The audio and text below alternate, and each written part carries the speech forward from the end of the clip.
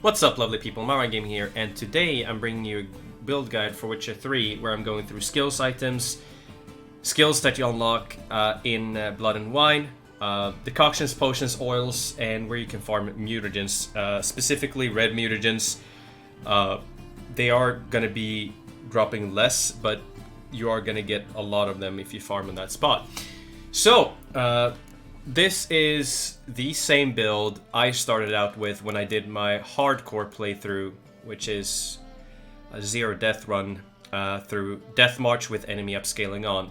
This is going to be a beginner's guide, but if this worked in my playthrough, playing 126 hours in total without a single death, facing all the hardest and most difficult bosses and enemies without dying a single time, and only proccing a single time to an exploding barrel, then you're gonna have a good time as well. So we are gonna use fast attacks. The reason why is it's more beginner friendly.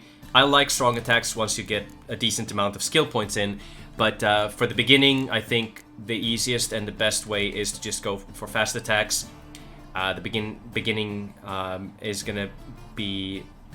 There's going to be a lot of enemies that are just going to be running around and being annoying, like dogs, wolves. You got drowners are going to avoid, and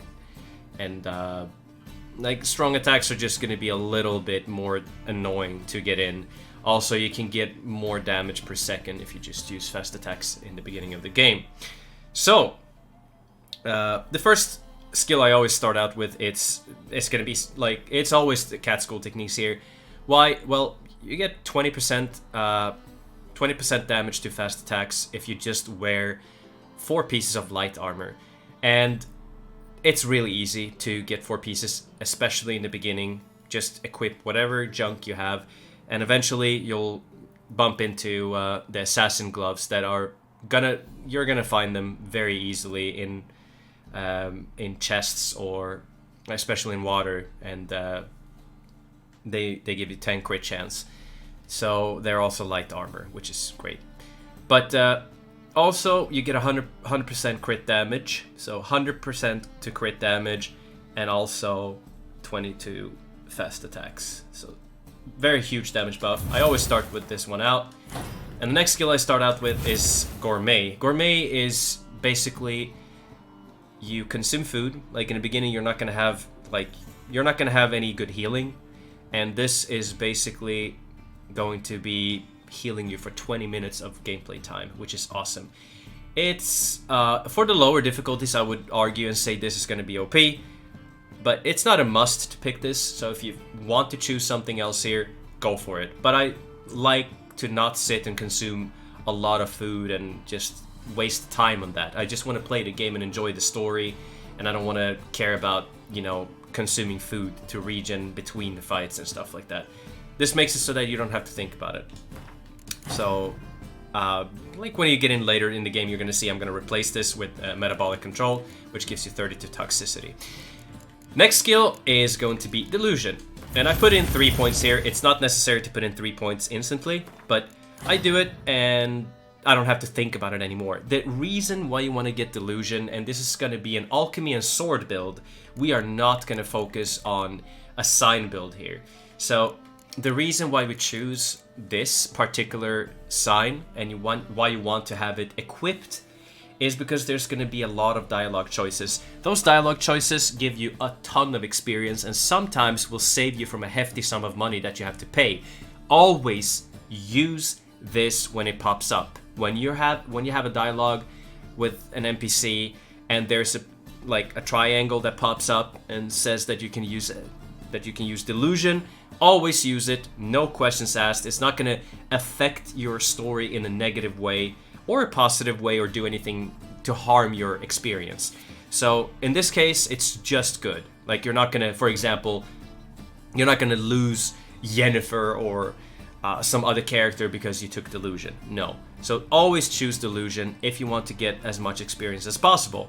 Experience is good because you want to level up quickly, and also for New Game Plus, it's really nice to be like a high level.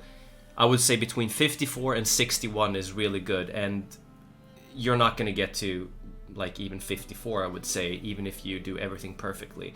The best way to approach the experience is to do the lower level quests first and then do the higher level quests after. Therefore, you will get the most possible experience in the game. Next skill is muscle memory. This is to increase your fast attack damage, and that's the next skill I get.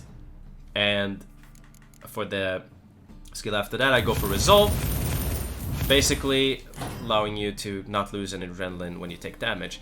After that, Undying, and this is great. It's basically a proc. If you get down to 0 health, you're gonna come back with 100% health. Some enemies will one-shot you. Let's say you have 8,000 health.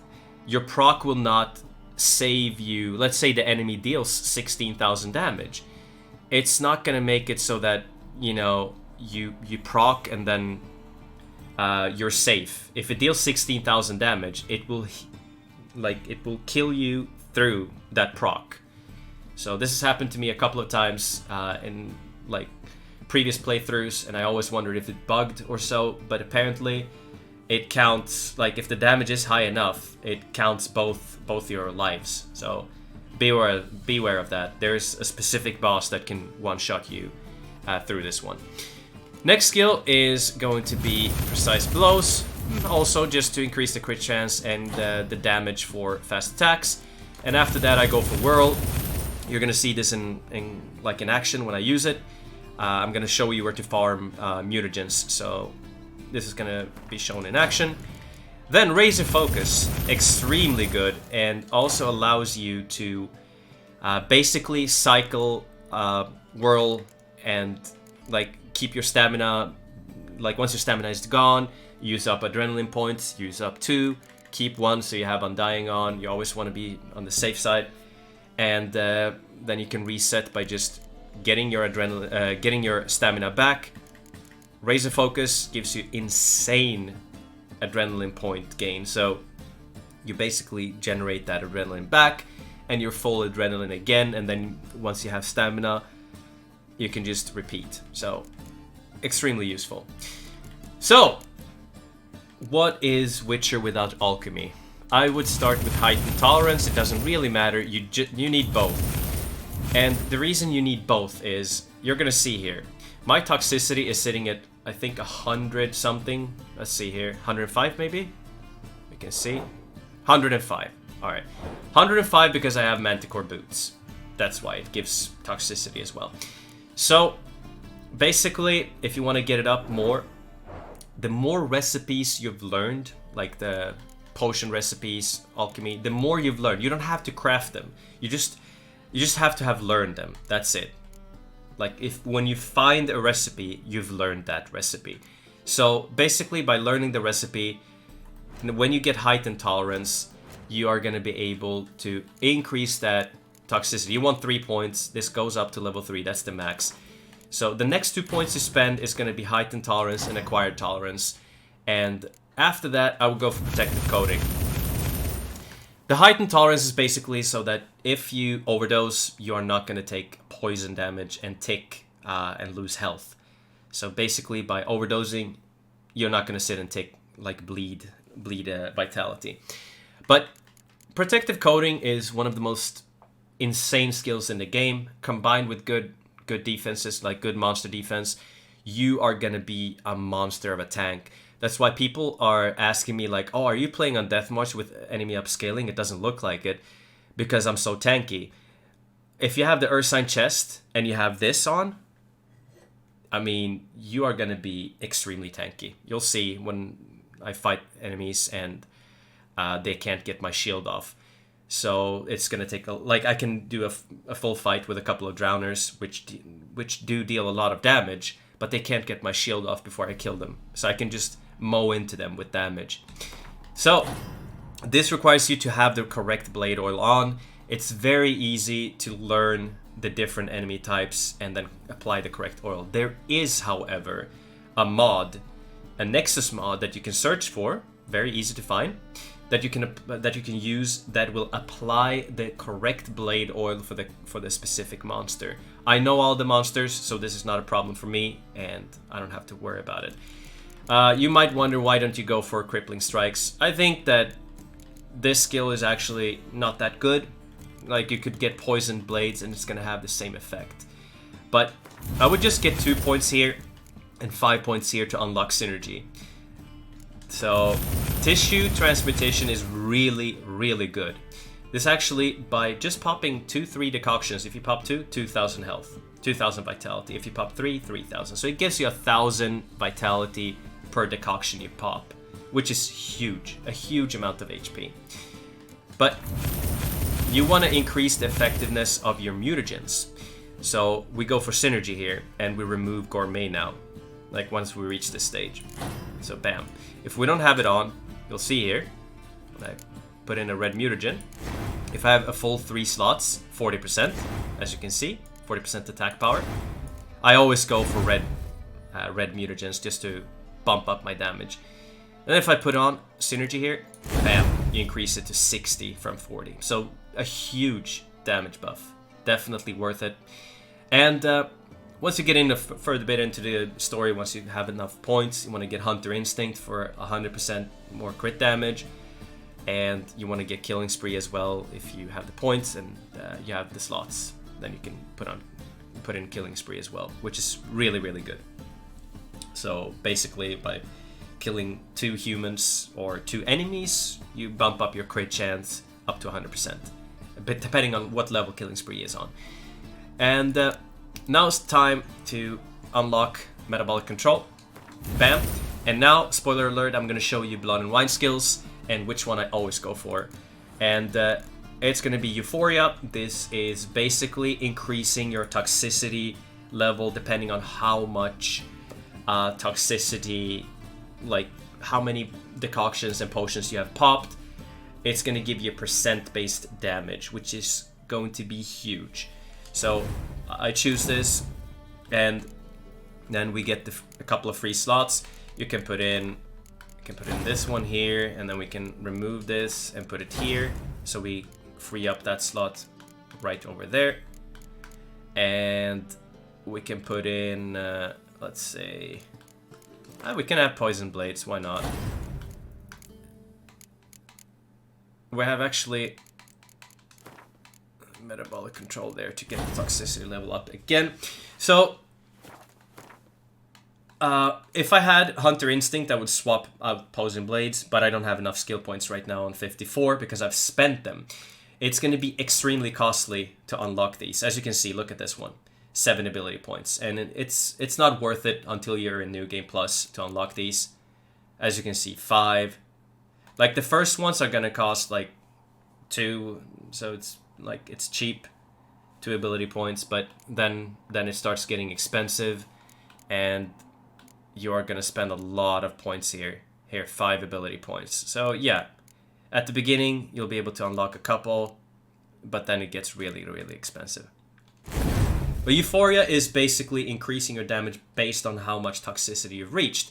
So let's go over to the decoctions that I use and that I think is the best ones to use. Basically, you can craft as many as you want, obviously, but the ones that I always use is Water Hag Decoction, increasing your damage by 50%. Like, you have to have full health here. So I pop that, and then I pop the Arakas Decoction to make you tankier. So this works excellent with the Ursan armor or feline armor or any type of armor, really. But yeah, just makes you tankier and allows you to keep your shield up much easier. Ekimara Decoction for healing, and combined with Invigoration that I have on my Erendite sword here, you are going to be able to deal even more damage because you're healing. So the more you heal, the more damage you deal. And also, I love the sound. It's really badass how it sounds when Invigoration is actually active. When you're at full health, you're going to hear a really cool sound that happens. So then you're pretty much free. You can pop, let's say you want to pop the Echidna for even more healing. I would say you don't need to. I would pop either Doppler Decoction or Succubus Decoction. In this playthrough, I didn't kill any Succubus, but yeah, Succubus would be really good. There are other decoctions that you can use also, the Archgriffin Decoction, but since we're not using strong attacks here, It's really not needed. But Doppler Decoction is good. You can quite easily get behind many types of enemies and get very, very high damage. So 50% crit damage is huge, which I really like. So you can see here, we're definitely up there with our toxicity level here at 280. So if we didn't have heightened tolerance, we would have started taking down health. Another thing that I want to mention is the different potions that I usually use, and these are going to be the Superior Marble Forest, so I can have some adrenaline point gain if I want to. Like, let's say I have a fight, and let's say I proc, and I just want to be on the safe side. I can pop this and get an adrenaline point, and then I should be fine. Swallow, just to heal. If you're outside of combat, you can also eat food as well. It's also 80 regen. So this is just double the time. Like, you can see the effect here. This one, like, the food is not gonna get your toxicity up, so you can just eat even in combat, as long as you have it equipped. Then the White Rafford's Decoction. This is basically giving you 100% of your health back if you're really hurt, but it also depends on like how much you've already, like how much toxicity you have. Like, I can't pop it because mine is at 280 out of 302, so I'm not going to be able to pop my White Rafford's Decoction. So if you want to be on the safe side, being able to use potions and all, just pop 3 decoctions. You can see here that tissue transmutation, we got 4,000 health by popping 4 decoctions, which is awesome. So it's not a bad skill at all. So these are usually the ones that I use. Oils are really important, guys, and there is if you see any oils, any recipes that anyone sells, buy them. I usually didn't buy them before because you're gonna find them in the game, but if the faster you get these going, the quicker you're gonna be more effective and efficient in the game. I also know all the potions in the game without looking at them. You learn this by just applying them to your sword. You could also use a mod if you want to, but I like just to be nerdy here and actually know all the oils. There's one potion here that I really like this one. The Golden Oriole, as even toxic clouds will heal you if you have it on Superior. So this one is just super helpful in many cases. There's going to be there is actually a contract which you will go into a cave with a lot of poison, pop the Golden Oriole, you're good to go. You're actually healing in the cloud, and you're not taking any damage. Make sure you don't use Igni though. But yeah, one of the most underrated potions in the game. It's super OP, so definitely something to think about. Well, my gear, the best steel sword in the game. You can get it in Blood and Wine. YouTube it if you don't know where to find it. I could show you on the map as well, but let's see here. Spoiler alert for Toussaint. Spoiler alert again. It's up here in the Han space, right here, up all the way. So this is Toussaint. Go up to this Han space, and you can find the Toussaint Knight's Steel Sword. Going back to the Toussaint Knight's Steel Sword, I usually go with Preservation for extra armor and also some damage. So really good enchantment there. For my Erendite, I usually go with Immigration, more damage when you're healing. So definitely something to think about.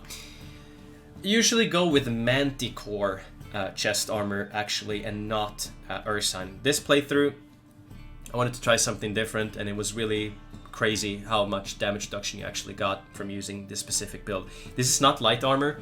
This is actually Leviathy, the enchantment. As you can see, Leviathy actually makes it so that all your armor becomes light armor. None of these armor pieces are light armor. This is heavy, medium, and medium. The reason why I chose these specific items is you got crit damage, as you can see here, crit damage again, and also you got crit damage here again, and a little bit of toxicity. While this has like excellent resistance as well, slashing and bludgeoning, and this one is pretty good as well. So definitely items to recommend, and I always put Quen Sign Intensity gems inside just to make the shield more powerful. So, about the red mutagens and where I farm them. There is a very specific spot in Skellige. So if you haven't seen this, I'm going to show you this on the map. And let's just do this live so you can see how effective this is. And you'll see the build in action as well. So let's go. We're going to be dealing so much damage here. Let's pop Necrophage Oil because there's going to be drowners there. And we're going to go in. So, if you haven't seen the map, spoiler alert, Skellige, we're going to go to the Whale Graveyard first. You can go to Redgill, but the thing with Redgill is you're going to have to go down all the way here to find these drowners. I would just say that it's better to just travel to Whale Graveyard, like we're going to do right now. You can see the shield in action, by the way, as well. How like easy it is to keep the shield up. And our damage as well. So check this out.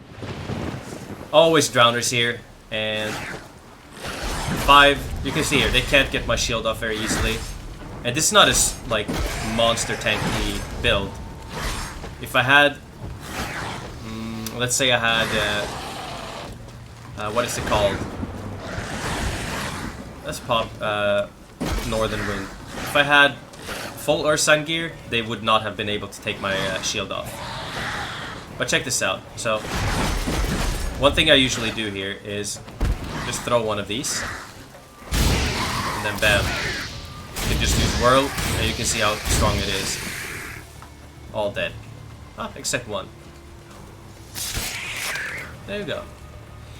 The reason I go here is because you can see all of them drop a mutagen.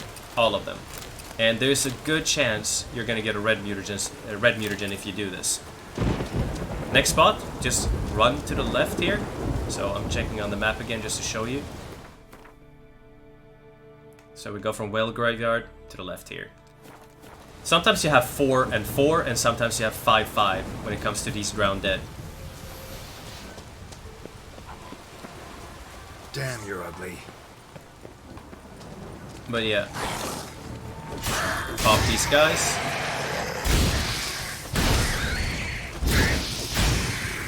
Easy peasy.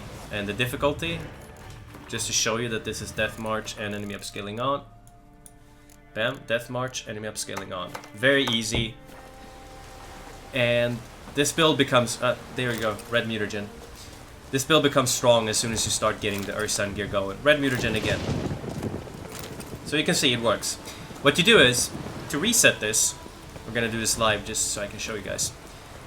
Just fast travel to, let's say, you fast travel to Novigrad. Doesn't matter where you fast travel to. Just fast travel to a new, to another area, not Skellige. Fast travel to Novigrad, for example. Go here, and then you repeat, and you'll be able to get a ton of red mutagens. I mean, it's also good getting the other mutagens because, like in Blood and Wine, as I said, you will need these anyways to unlock the new skills. So, by doing this, you make it easier for yourself. Bam, we can fast travel back. And these are very easy to kill. Even if you're low level, you're going to be able to kill these. I think they're level 15 or something, 16, depending on your level. But I think if you're low level, really low level, I think it's 15, 16, I'm not sure.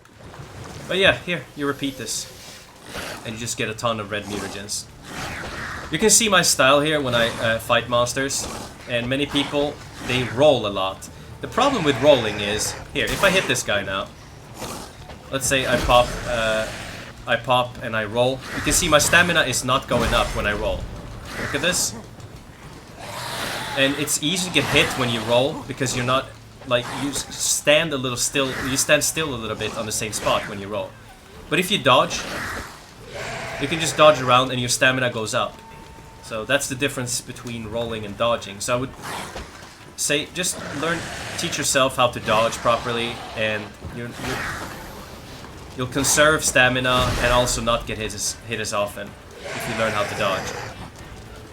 But yeah, and let's use the whirl here. You can see it's very good at dealing damage. Green, green, green. You will see a lot of green and blues, but sometimes there's going to be a red or multiple reds. I think I had 4 or something. The best one I got. Go back down here. As I said, guys, this is a beginner's guide, so people that have played a lot, they already know a lot of these things. So if you look at my stamina, if I use whirl here, look at my stamina, it goes away, right? So what I can do is I can wait till it's back up. And even if I've used up all my adrenaline points except 1, if I wait till the stamina is up, it just resets. Like that, and I can whirl. And then it's going to start sucking my adrenaline quickly, as you can see. If we hit something... Oh, another red mutagen. As you can see, it works. Well, I hope you liked the video, guys. And if you did, give it a like. There's going to be more videos on Witcher 3 where I'm going to go through these very difficult, specific enemies if you don't have the right build for it. So, by that, I'm going to end the video. Thank you for watching. If you have any questions, just pop in on Twitch, say hi, and ask away. I'm more willing to answer and help you guys out. So, hope you guys enjoy Witcher as much as I do. I love this game. It's the best game I've ever played. And I hope Cyberpunk will definitely get close to this, or maybe even better. I doubt it, but I think there's a chance. I love CD Projekt Red. Thank you for watching, guys. Peace out. I'll see you guys next time. Bye.